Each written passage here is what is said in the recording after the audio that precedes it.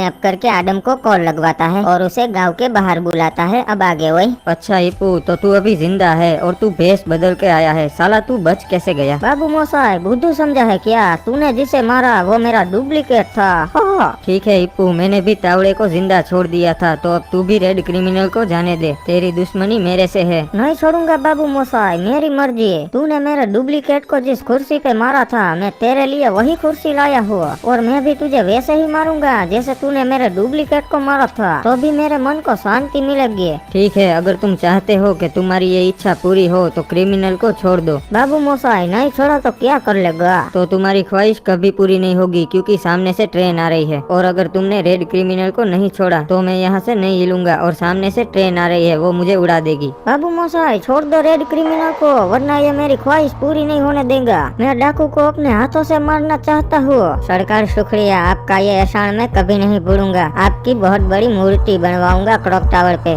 डाकू आडम, ट्रेन नजदीक पहुँच गई है, पीछे हट जा।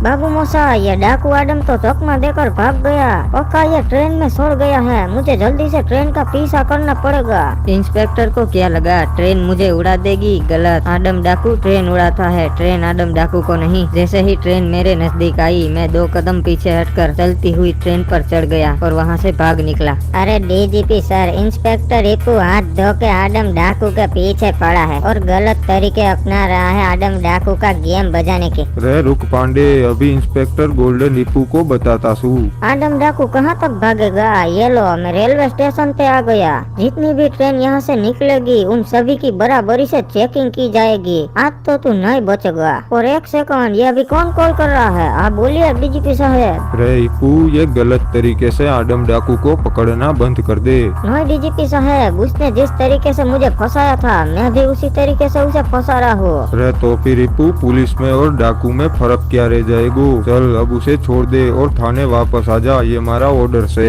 आडम डाकू, इस बार तो तू डीजीपी साहब की वजह से बच गया, पर अगली बार नहीं बचेगा।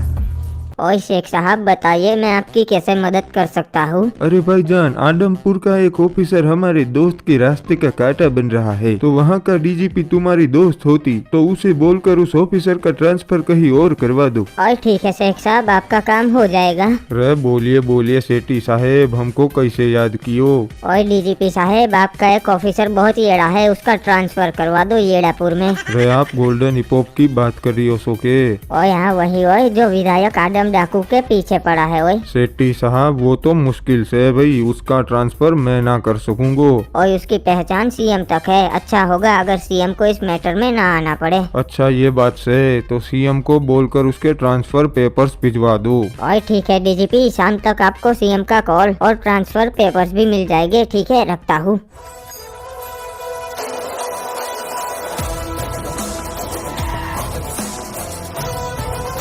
हाँ बोलिए डीजीपी साहब, क्या काम है? रेपू, बुरी खबर से थारो ट्रांसफर हो गयो से येड़ापुर में, और तुझे कल से वहाँ ड्यूटी ज्वाइन करनी से। नहीं डीजीपी साहब, मैं नौकरी छोड़ दूंगा, पर यहाँ से आडम डाकू के मारे बिना तो कहीं नहीं जाऊंगा। रेपू, ऊपर से प्रेशर से भाई, तो तुझे जल्दी करना पड़ेगा। ठीक है डीजीपी साहब, तो अब मैं उसके साथ साम दाम दंड भेद करूंगा। इसका मतलब अब उसके पास ना रहने को घर होगा, ना उसके कोई दोस्त होंगे और ना ही पैसा होगा। वो बिल्कुल ही अकेला पड़ जाएगा। ठीक है साहब, तो फिर शुरुआत कहाँ से करनी है? डीजीपी साहब, मैं सबसे पहले उसके काले धंधे बंद करवा दूंगा। आप मुझे इजाजत दीजिए वहाँ रेड पाड़ने की। ठीक से हिप्पू, परमिशन ग्रांटेड।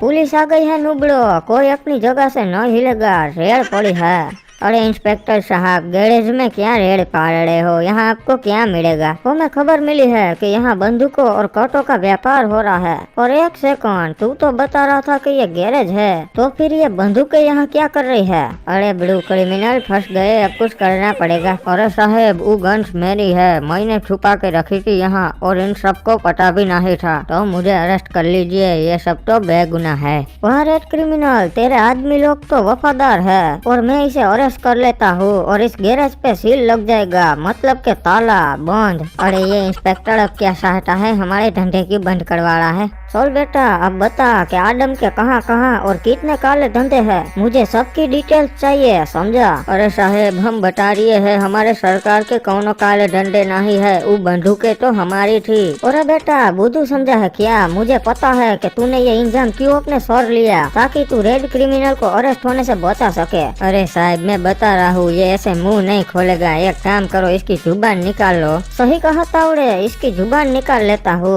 अरे साहेब ऐसा मत करो, मैं बता रहा हूँ हमारे सरकार के कोनो काले धंधे नहीं है। अच्छा काले धंधे नहीं तो सफेद धंधे तो हो गए ना। अरे सफेद काले कोनो धंधे नहीं, सिर्फ एक टॉयलेट का बिजनेस ही है और वहाँ तो सिर्फ टॉयलेट बनते हैं, आप चाहे तो वहाँ जाकर देख सकते हो। अरे साहब तो अब धंधा बंद कैसे कराएंगे, टॉयलेट बेचना तो लीगल है वो। नहीं तावड़े मेरे पास एक प्लान है, तू एक काम कर, रंगा को बोल के वो नकली नोट आदम की कमोड की फैक्ट्री में रखवा दे। ठीक है साहब अभी उसको बोल देता हूँ।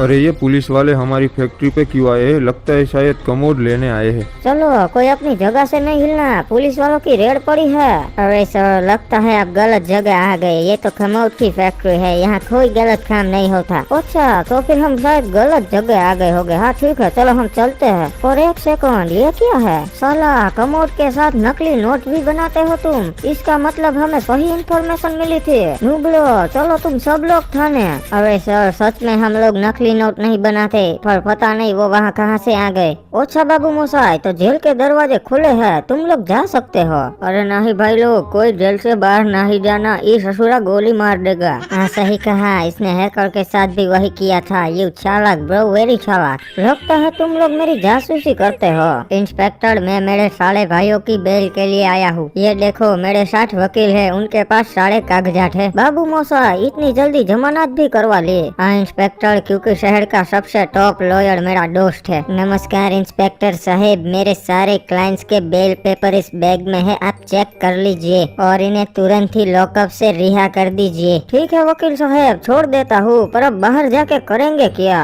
मैंने इनके सारे धंधे तो बंद करवा दिए है। थैंक यू इंस्पेक्टर हमारे साथ कोऑपरेट करने के लिए and mind your own business. चलो भाई लोग अब हम चलते हैं। देखा ना तावड़े तूने, हमने कितनी मुश्किल से इन्हें पकड़ा था, साले 2 मिनट में रिहा हो गए। हाँ साहब मुझे आज समझ में आया कि क्यों आप हैकर को जेल में ही मार देते हो। भाई लोग जेल में कोई तकलीफ तो नहीं हुई ना। बैंक के इतने सारे चार्जेस। ये मेरे सेविंग्स अकाउंट के सर्विस चार्जेस हैं, जीरो चार्जेस। क्योंकि मेरा बैंक भी मेरी तरह, सॉरी तुम्हारी तरह है, यंग एंड फ्रेंडली। आपकी तरह। क्या कर रही हो?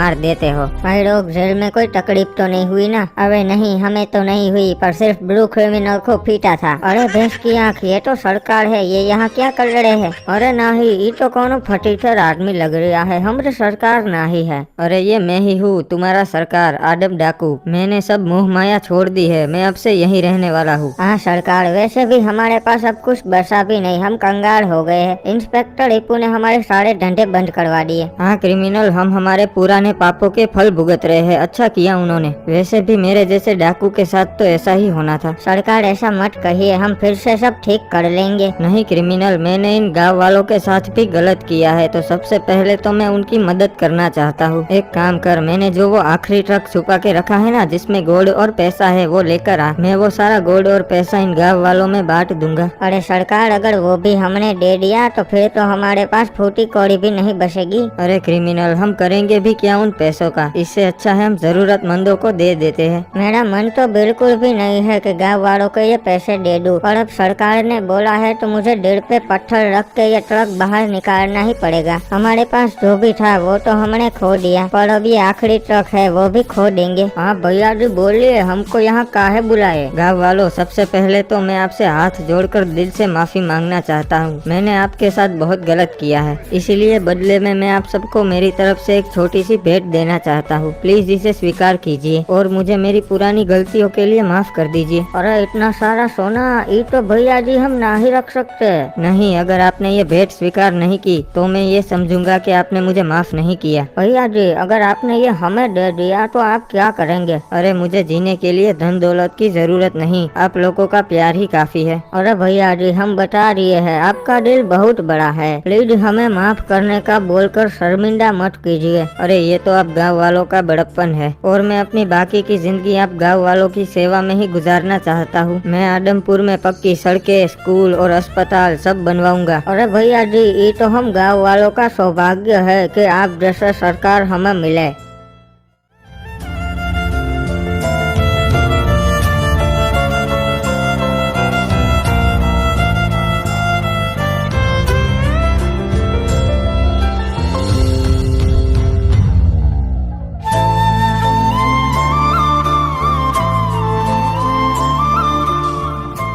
अरे साहब, खबर मिली है कि आदम डाकू आदमपुर में वापस आ गया है।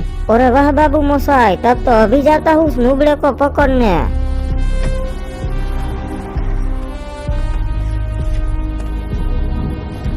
चल आदम डाकू चुपचाप मेरी गाड़ी में बैठ जा और चल मेरे साथ थाने। साले बंदूकों और कट्टों का व्यापार करता है गैरेज के नाम पे। हाँ साहेब, सही कहा, मैं बहुत बुरा आदमी हूँ। चलिए मुझे थाने ले चलिए। नहीं इंस्पेक्टर रुक जाइए, आप ऐसा नहीं कर सकते।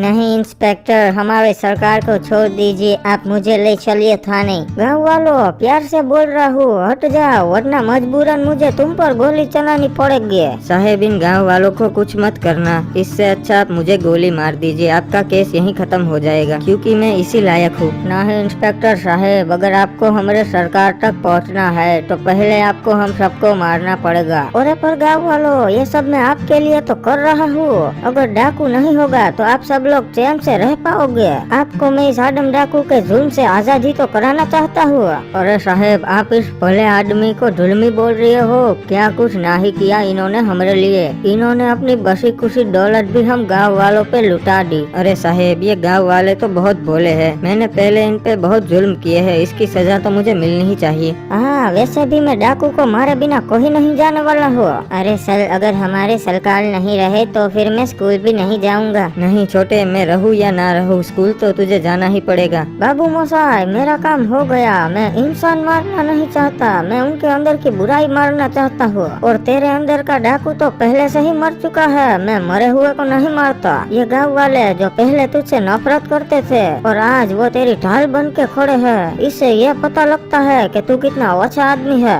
चल आदम अब मैं चलता हूँ, तुझसे मिलकर बहुत अच्छा लगा। मेरा ट्रांसफर याड़ापुर में हो गया है। और एक बात अपने भेजे में घुसा लेना, कल को गाँव वालों ने बोला कि आदम जुल्म कर रहा है तो साले मैं फिर से आदमपुर में आऊंगा तेरा बैंड बजाने। रे वाह, अच्छी बात से आदम सुधर गयो। तो चली पू अब तू येड़ापुर जा, वहाँ तारी जरूरत से। गांव वालों तुमको क्या लगा कि मैं सुधर गया? गलत, वंस अ डाकू ऑलवेज अ डाकू। चलो अब मुझे मेरा पैसा और सोना सब वापस करो, बाप का मल समझा है क्या? अरे भैया जी अगर वापस ही लेना था फिर दिया ही क्यों? अरे वो हमारा ब्लैक मनी था, पुलिस वाले उसे भी ले जाते, इसलिए वो पैसा हमने तुम लोगों में बांट दिया ताकि पुलिस वाले तुमसे वापस ना ले पाए। हाँ और सुनो सेमड़े लोग, अगर इंस्पेक्टर हिप्पू को तुमने ये बात बताई तो बता रहा हूँ वो तुम्हारा आखिरी दिन होगा। अरे नहीं भैया जी कभी नहीं बताएंगे, और ले लो सारे पैसे वापस। हाँ वो तो ले ही देंगे ना, हमारी सालों की मेहनत हम यूं ही वेस्ट थोड़ी कर देंगे।